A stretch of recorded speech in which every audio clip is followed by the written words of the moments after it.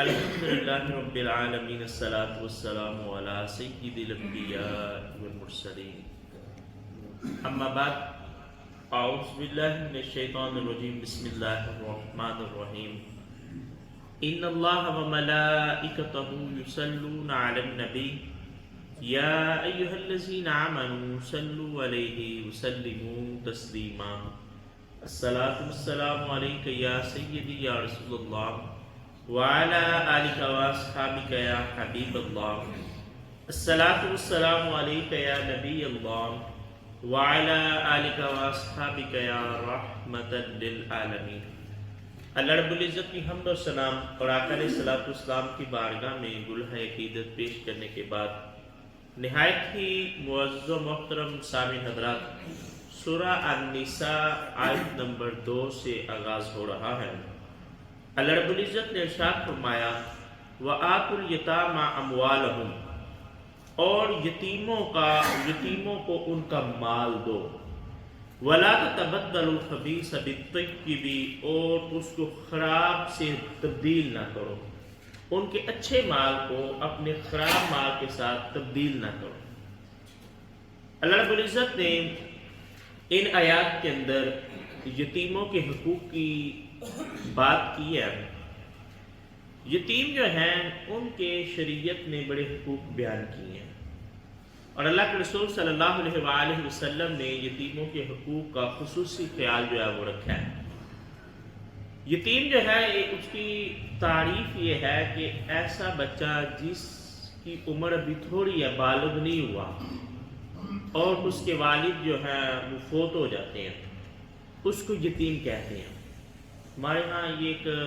غلط جو ہے وہ تصور پایا جاتا ہے، بندے کی عمر 50 سال بھی ہو گیا، باپ جو ہے وہ فوت ہو گیا،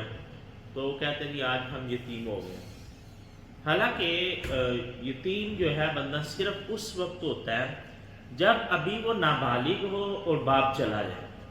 جب بالغ ہوگا، والدین نے ایک وقت آنا جانا ہی ہے۔ اللہ رب العزت نے یہ نظام بنا رکھا ہے، جس کا نمبر جب آتا ہے وہ اس دنیا کو چھوڑ کر چلا جاتا ہے۔ اگر ابھی بچہ نابالغ ہے، عمر اس کی تھوڑی ہے، باپ کا سایہ اٹھ جاتا ہے تو وہ یتیم ہے، باپ کی میراث تقسیم ہوئی۔ اب وہ جو بچہ نابالغ ہے اس کی میراث کا کوئی ولی بن جاتا ہے، کوئی وکیل بن جاتا ہے، تو کہتا ہے میں اس کی حفاظت کروں گا جب تک یہ بچہ جو ہے وہ بالغ نہیں ہو جاتا۔ جب بچہ بالغ ہو جائے گا، شعور رکھنے والا ہو جائے گا، تب وہ مال اس کو لٹانا پڑے گا اس بچے کو۔ تو رسول اللہ صلی اللہ علیہ وآلہ وسلم اس چیز کا بڑا خیال رکھا کرتے تھے، اور آقا علیہ الصلوۃ والسلام نے اس معاشرے کے اندر یتیموں کی بات کی، جس معاشرے کے اندر جس کے پاس طاقت ہوتی تھی وہی سب کچھ تھا۔ لوگ جو ہیں وہ یتیموں کا مال ہڑپ جایا کرتے تھے، اپنے پاس رکھتے تھے، واپس ہی نہیں دیتے تھے۔ کئی روایات ملتی ہیں رسول اللہ صلی اللہ علیہ وآلہ وسلم کی یتیموں سے جو محبت کو ظاہر کرتی ہیں۔ ایک بچہ ہے جس کا مال ابو جہل کے پاس ہے، ابو جہل اس کے مال پر قبضہ کیے ہوا ہے، مال واپس ہی نہیں دیتا۔ کسی نے شرارت کے طور پر اس بچے سے کہا کہ اگر تم ابو جہل سے اپنا مال لینا چاہتے ہو نا، تو وہ جو محمد عربی علیہ السلام ہے ان کے پاس چلے جاؤ، وہ تمہیں مال دلوا دیں گے۔ اب اس نے تو اپنے تائیں یہ سازش کی، ظاہر رسول اللہ صلی اللہ علیہ وآلہ وسلم اور ابو جہل کے درمیان ایک کلیش ہے۔ اللہ رب العزت کی ذات کے لیے جب تک ابو جہل نہیں مانتا، رسول اللہ صلی اللہ علیہ وسلم کے مخالف ہے، اس کا مقصد یہ تھا کہ آپ جائیں گے یا کوئی بات ہوگی، چلے لوگ تماشا دیکھیں گے۔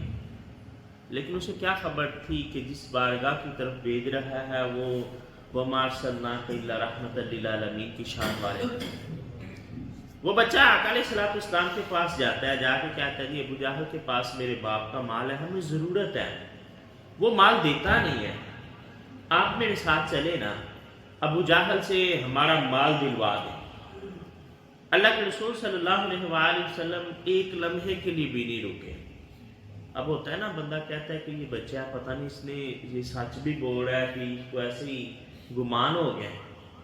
آقا علیہ الصلوۃ والسلام اس کے ساتھ گئے ابو جہل کے دروازے پر، اور ابو جہل سے کہا کہ اس بچے کا مال کیوں نہیں دیتے؟ ابو جہل نے کہا بھی میں دیتا ہوں۔ ابو جہل نے لا کر وہ مال رسول اللہ صلی اللہ علیہ وسلم کے حوالے کیا کہ جی اس بچے کو دے دیں۔ بعد میں لوگوں نے ابو جہل سے کہا کہ یہ تو نے کیا کیا؟ ایک طرف تو ان کے ساتھ دشمنی کی باتیں کرتا ہے، دوسری طرف ان کے کہنے پر تو نے اس بچے کو مال دے دیا۔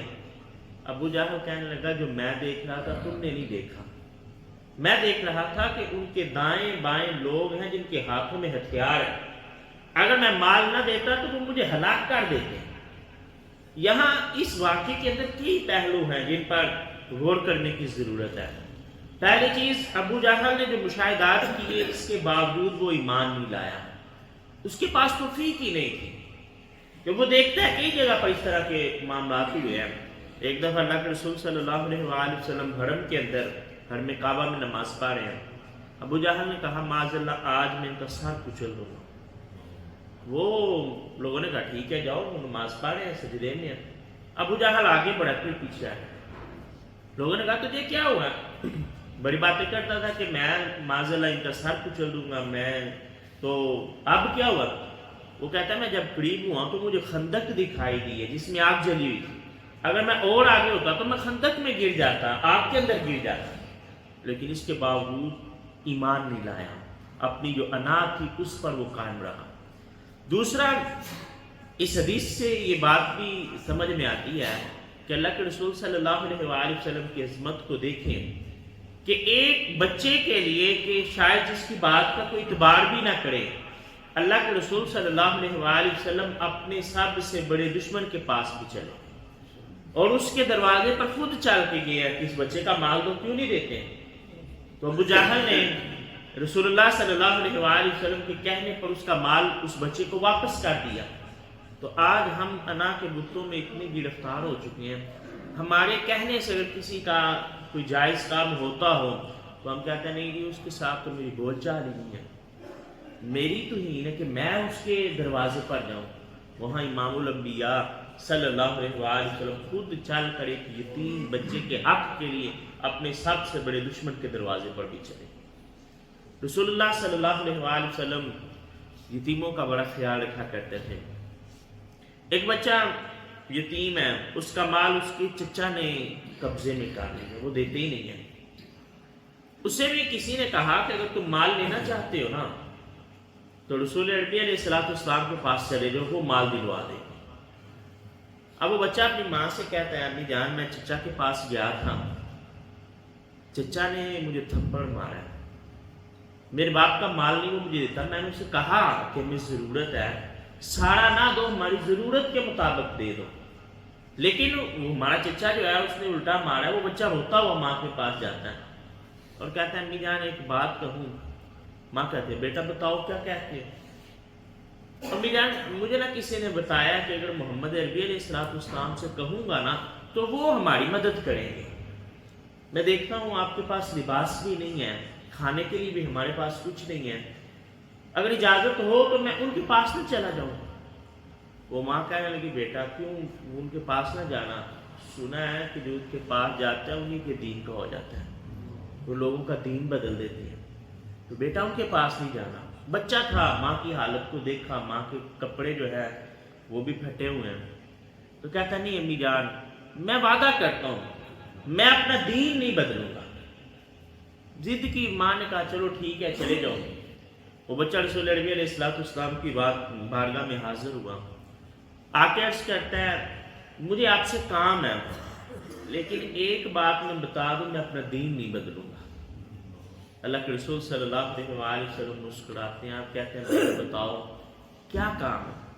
کہا میری ماں کے پاس کپڑے نہیں ہیں، اگر آپ کپڑے عنایت کرتے نا،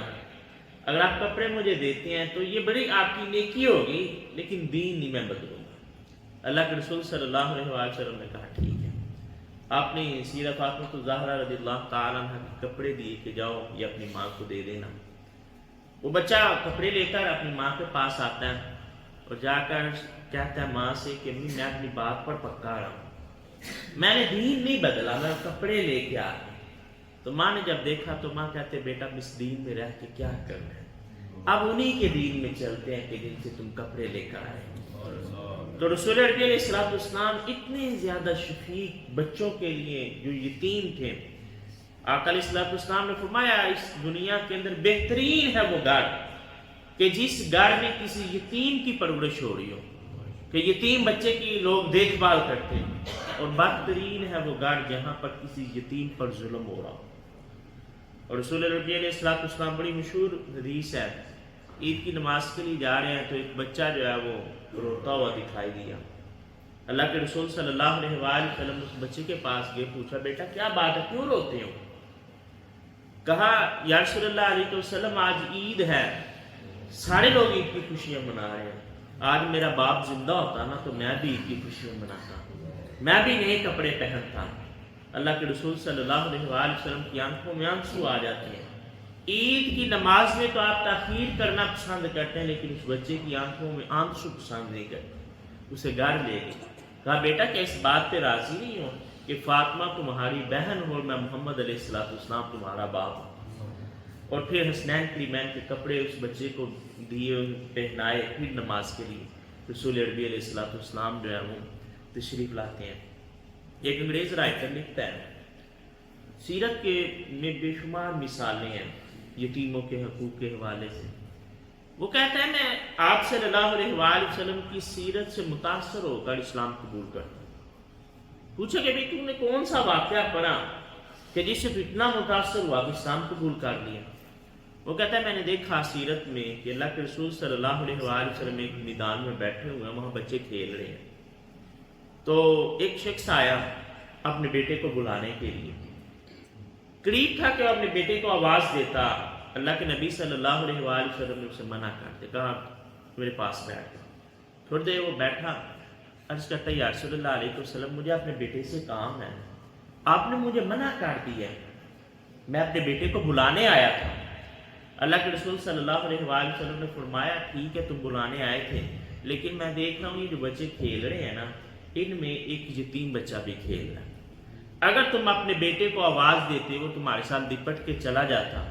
ممکن ہے اس یتیم کے دل میں خیال پیدا ہوتا کہ کاش آج میرا باپ بھی زندہ ہوتا نا، میں بھی کھیل رہا ہوتا، وہ مجھے بلانے آتا، میں اسے لپٹ کر چلا جاتا۔ انگریز کہتا ہے میں اس سے بڑا متاثر ہوا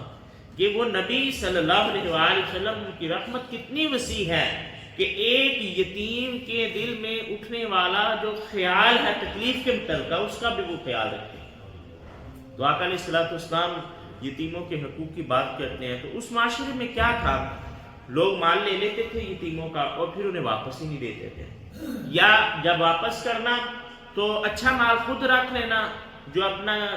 گھٹیا مال ہے وہ یتیموں کے حوالے کر دینا۔ تو اللہ رب العزت نے قرآن اتارا، فرمایا یتیموں کو دو ان کا مال، اور خراب مال دے کر اچھا مال اپنے پاس نہ رکھ لو، ولا تأکلوا اور نہ کھاؤ اموالہم ان کے مالوں کو، الی اموالکم اپنے مالوں میں شامل کر کے، اپنا مال اور ان کا مال مکس کر کے پھر ان کا مال نہ کھاتے رہو۔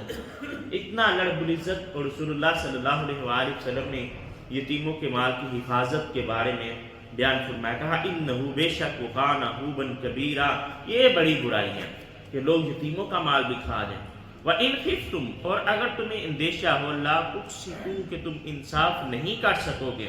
پھر یتاما یتیم بچیوں کے حوالے سے، فانکحوا تو نکاح کرو ما طاب لکم جسے تم پسند کرتے ہو، من النساء عورتوں میں سے، مثنا دو دو، وثلاثا اور تین تین، ورباع اور چار چار۔ سیدہ عائشہ صدیقہ رضی اللہ تعالیٰ عنہ کی بارگاہ میں ایک صحابی رسول حاضر ہوئے، کہا ماں عائشہ آپ یہ بتائیں کہ اس آیت کا کیا مطلب ہے کہ اللہ کہتے ہیں کہ اگر تم انصاف نہ کر سکو یتیم بچیوں کے حوالے سے تو تم دو دو تین تین اور چار چار نکاح کرو۔ تو کہنے لگی اس سے مراد یہ ہے اس معاشرے کے اندر لوگوں کے زیر کفالت اگر یتیم بچی ہوتی تو وہ اس سے نکاح کر لیتے ہیں اور پھر اس کو پورا حق مہر نہیں دیتے تھے، کچھ کم کر لیتے تھے کہ یہ تو آلریڈی میرے ساتھ ہے اور میرا مال اور اس کا مال اکٹھا ہو چکا ہے تو اب اس کو حق مہر دینے کی کیا ضرورت ہے۔ تو اس سے بچنے کے لیے اللہ نے فرمایا کہ اگر تم ان کے ساتھ انصاف نہیں کر سکتے کہ باقی لوگوں کے لیے حق مہر زیادہ ہے اور یتیم بچی کو حق مہر دینے کی باری ہے تو کم حق مہر تم مقرر کرتے ہو، تو پھر تم ان سے نہیں کسی اور سے نکاح کر لو، چاہے 2 نکاح کر لو، چاہے 3 نکاح کر لو، چاہے 4 نکاح کر لو۔ ایک وقت کے اندر 4 شادیوں کی جو ہے وہ اسلام اجازت دیتا ہے یک وقت۔ لیکن اللہ نے یہاں فرمایا فَإِنْ خِفْتُمْ، اگر تم ڈرو اللہ تعدلوا کہ تم عدل نہیں کر سکتے، فَوَاحِدَةً تو پھر ایک ہی کافی ہے۔ اگر تو تم عدل کر سکو پھر 2 نکاح کر لو، 3 کر لو، 4 کر لو، لیکن اگر تمہیں خدشہ ہو کہ تم انصاف نہیں کر پاؤ گے تو پھر تم زیادہ نکاح نہ کرو، پھر تم ایک ہی نکاح کرو۔ رسول اللہ صلی اللہ علیہ وآلہ وسلم نے ابتدا میں جب آپ کی 25 سال عمر ہے ایک شادی کی سیدہ خدیجہ الکبریٰ رضی اللہ تعالیٰ عنہ کے ساتھ، اور 25 سال آپ صرف سیدہ خدیجہ الکبریٰ رضی اللہ تعالیٰ عنہ کے ساتھ رہے۔ یہ سعادت سیدہ خدیجہ الکبریٰ رضی اللہ تعالیٰ عنہ کے حصے میں آئی کہ جب آپ صلی اللہ علیہ وآلہ وسلم جوانی کی حالت میں تھے تب اور سب سے لمبا عرصہ 25 سال تک سیدہ خدیجہ الکبریٰ رضی اللہ تعالیٰ عنہ کے ساتھ اکیلے رہے ہیں۔ یہ ایک الگ موضوع ہے کہ اس کو ہم کیسے بیان کر سکتے ہیں کہ وہاں 3 راتیں صرف حضرت ابوبکر صدیق رضی اللہ تعالیٰ عنہ غار کے اندر آقا علیہ السلام کے قرب میں اکیلے رہے، تو اتنا مقام ملا کہ عمر فاروق کہتے ہیں کہ میری زندگی کی ساری نیکیاں ابوبکر لے لے، وہ غار والی نیکی مجھے دے دے۔ تو یہاں تو سیدہ خدیجہ الکبریٰ 25 سال آقا علیہ السلام کے ساتھ اکیلی رہی ہیں، اور اب 25 سال کے بعد جب آقا علیہ السلام کی عمر 50 سال ہو گیا، پھر آپ سیدہ خدیجہ کا وصال ہو جاتا ہے، تب اللہ کے رسول صلی اللہ علیہ وآلہ وسلم نے دوسرا نکاح کیا سیدہ سودا رضی اللہ تعالیٰ عنہ کے ساتھ، اور اس کے بعد تو تھوڑا عرصہ رہ گیا آپ صلی اللہ علیہ وآلہ وسلم کی ظاہری حیات کا، تو اس میں آپ نے شادیاں کی، وہ ایک الگ بحث ہے۔ مستشرقین جو ہے وہ الزام لگاتے ہیں کہ دیکھو جن کے نبی نے اتنی شادیاں کی، اللہ کے رسول صلی اللہ علیہ وآلہ وسلم کی کوئی بھی شادی حکمت سے خالی نہیں تھی۔ اگر معاذ اللہ ہوس کی بات ہوتی تو آپ جوانی میں زیادہ شادیاں کرتے، آپ نے جوانی میں ایک ہی شادی کی ہے، اور باقی ساری شادیاں تب کی ہیں جب آپ صلی اللہ علیہ وآلہ وسلم بڑھاپے کی طرف جا رہے ہیں۔ حضرت فاضل بریلوی علیہ رحمہ حج کرنے کے لیے جاتے ہیں، تو تب کیا تھا، لوگ حج کے لیے جاتے ہیں نا، تو ابھی تو ویزا ہوتا ہے 40 دن میں لوگ واپس آ جاتے ہیں یا 20-25 دن رہتے ہیں، تب لوگ جاتے تھے، جانا بھی مشکل کام تھا، اتنی سہولتیں میسر نہیں تھیں، تو وہاں 6 ماہ سال رہتے تھے، پھر واپس آتے تھے۔ اور جب کوئی عالم دین ان علاقوں میں جاتا تو پھر وہاں ان کا حلقہ بنتا، دروس جو ہے اس کا اہتمام ہوتا، درس و تدریس کے معاملات ہوتے ہیں۔ اعلیٰ حضرت فاضل بریلوی علیہ رحمہ جب حج کرنے کے لیے گئے، مدینہ منورہ پہنچے، لوگوں نے پہچان لیا، تو لوگ آپ کے پاس آ گئے کہ جی ہم آپ سے علم حاصل کرنا چاہتے ہیں۔ آپ نے وہاں شروع کر لیا کہ درس کا سلسلہ، 6 ماہ سال رہنے کا ارادہ تھا، تو کسی نے کہہ دیا کہ آپ نے اتنا عرصہ یہاں رہنا ہے تو آپ یہاں نکاح کیوں نہیں کر لیتے، یہاں رہیں، آپ بیوی سے دور ہیں تو آپ نکاح کر لیں۔ تو اعلیٰ حضرت فاضل بریلوی علیہ رحمہ کہنے لگے کہ بات یہ ہے کہ میرے پاس طاقت بھی ہے شادی کرنے کی، میرے پاس وسائل بھی ہیں، دولت بھی اتنی ہے کہ میں دوسری شادی جو ہے اس کو مینج کر سکتا ہوں، لیکن میری پہلی بیوی نے میرا ساتھ اس وقت دیا جب میں مشکل کے اندر تھا، میرے مشکل دنوں میں وہ میرے ساتھ رہی ہے، تو اب میں اسے تکلیف میں نہیں ڈالنا چاہتا۔ تو اسلام پروموٹ کرتا ہے دوسری شادی کو، لیکن اس کے لیے وجہ کا ہونا ضروری ہے، یا تو بندے کے پاس اتنی طاقت ہو کہ وہ اس کا گزارا ہی نہیں ہو سکتا ہے ایک کے ساتھ، تو اسلام کہتا ہے ٹھیک ہے تم دوسری شادی کر لو، لیکن عدل کرو گے، تم تیسری کر لو، چوتھی کر لو۔ یا دوسرا یہ ہوتا ہے کہ عورت کو ضرورت ہے، معاشرے کے اندر ظاہر ہے کچھ عورتیں ایسی بھی ہوتی ہیں کہ جن کا اب کوئی خیال رکھنے والا نہیں ہے، خاوند فوت ہو گیا ہے، بیوہ ہو چکی ہے، اس کے بچے ہیں جن کا خیال رکھنے کی ضرورت ہے، تب شریعت کہتی ہے اگر آپ کے پاس طاقت ہے تو آپ اس سے شادی کر لیں تاکہ ان بچوں کی کفالت ہو سکے، اس عورت کو کوئی آسرا مل سکے۔ تو یہ وجوہات ہیں جن بنا پر انسان جو ہے وہ شادی کر سکتا ہے۔ تو ویسے ہی شوق سے دوسری عورت کو تکلیف میں ڈالنا، اس کی مذمت ان لفظوں میں ہوئی ہے کہ اگر تم انصاف نہ کر سکو، اور ایک جگہ پر تو اللہ رب العزت نے فرمایا مرد کے لیے جائز ہے وہ 2-2 3-3 4-4 شادیاں کر لے، لیکن اگر وہ انصاف کر سکے، پھر ساتھ ہی فرما دیا لیکن تم انصاف نہیں کر پاؤ گے۔ اللہ نے ساتھ یہ خبر بھی دے دی کہ انصاف نہیں کر پاؤ گے، کہ یہ بڑا مشکل کام ہے کہ 4 عورتیں ہوں اور چاروں کے ساتھ ایک جیسے بندے کے معاملات چلیں، اس میں کٹھن ہے۔ تو اس لیے اگر ضرورت ہو، کوئی بھی ضرورت ہو سکتی ہے، معاشرے کے اندر ایسی عورتیں بھی موجود ہیں جو خود اپنے خاوند کی دوسری شادی کرواتی ہیں، نظریہ ضرورت کے تحت جب کوئی ایسا مسئلہ ہے تو وہ شادی کرواتی بھی ہیں۔ تو عام حالات کے اندر جو ہے وہ ایک شادی ہی بندے کو کرنی چاہیے۔ او ما ملکت ایمانہم، یا اپنی لونڈیاں جو ہیں اب تو نہیں ہیں، تب جو ہے لونڈیوں کا اور غلاموں کا نظام تھا۔ ایک جو کنفیوژن یہاں پائی جاتی ہے لوگوں کے اندر، وہ سمجھتے ہیں کہ شاید جو نکرانی ہے وہ لونڈی ہوتی ہے۔ نکرانی لونڈی نہیں ہوتی، نکرانی ایک آزاد عورت ہے۔ ہم نے اس کو پے کیا کسی خاص کام کے لیے، گھروں کے اندر کام کرنے والی آتی ہیں، ہم اس کو پے کرتے ہیں، پیسے دیتے ہیں برتن دھونے کے لیے یا گھر کی صفائی کرنے کے لیے یا کپڑے دھونے کے لیے۔ اس کا حق ہے کہ آپ اس کو ٹائملی پیسے دیں، اس کی ڈیوٹی ہے کہ جس کام کے لیے اس کو رکھا گیا وہ کام کرے، اس کے علاوہ اس کی کوئی ذمہ داری نہیں ہے۔ جو لونڈیاں ہوتی تھیں وہ یا تو مال غنیمت کے اندر آتی تھیں یا زر خرید ہوتی تھی، ان کو خریدا ہوتا تھا،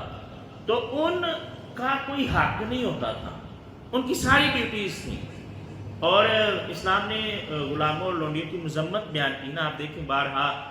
اسلام نے کہا کہ تم سے یہ ہو جائے تو کفارہ کا ہے غلام آزاد کرو، تم سے یہ ہو جائے تو غلام آزاد کرو۔ اللہ کے رسول صلی اللہ علیہ وآلہ وسلم نے فرمایا کہ غلاموں کے ساتھ بھی اچھا سلوک کرو۔ پھر یہ رسم چلی کام ہونے والی، حضرت عمر فاروق رضی اللہ تعالیٰ عنہ کے دور میں پھر پابندی لگا دی گئی کہ اب جو ہے لوگوں کو غلام نہیں بنایا جائے گا، لیکن وہ حکم وہی موجود ہے۔ اگر تم طاقت رکھتے ہو، تمہارے پاس لونڈی موجود ہے، تو تم لونڈی کے ساتھ مباشرت جو ہے وہ کر سکتے ہو، ان کے ساتھ نکاح نہیں ہوتا، نکاح آزاد خاتون سے ہوتا ہے۔ دو جو ہیں وہ طریقے شریعت نے بتائے انسان جو ہے جس سے اپنی شہوت کو دور کرتا ہے، ایک شادی کر لے، دوسرا اپنی لونڈی کے ساتھ تعلقات جو ہے اس کو قائم کر لے۔ لیکن یہ دوسرا چونکہ اب معاشرے کے اندر پائی نہیں جاتی، عربوں میں شاید کہیں اس کی کوئی مثال مل جاتی ہو، یا افریقہ کے اندر کہیں کوئی مثال ملتی ہو، یہاں بڑے صغیر کے اندر لونڈیوں کا نظام بالکل نہیں ہے۔ ذالک ادنیٰ، یہ زیادہ قریب ہے اللہ کے